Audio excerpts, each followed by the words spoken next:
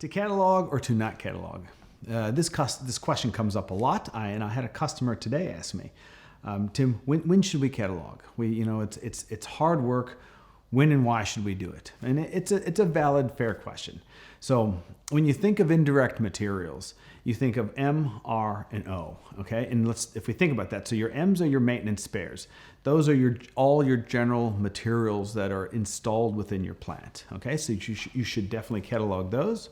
Then you have your R. Those are your repairables or rotable materials, and they're generally your more critical materials, more expensive. They definitely should be cataloged. And the last, which is a little bit different, which is your O's. So those are your operating supplies. These are the materials that are consumed by the business, but not necessarily installed like the M's and the R's. Okay, so M's and R's in your bombs. The O's are your operating supplies.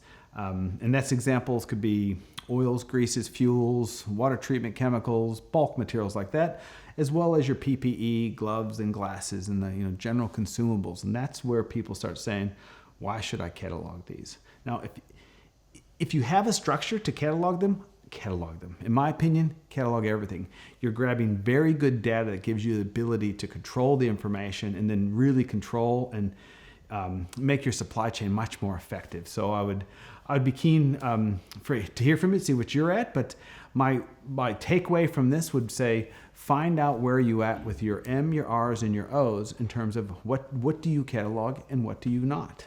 Be keen to hear from you.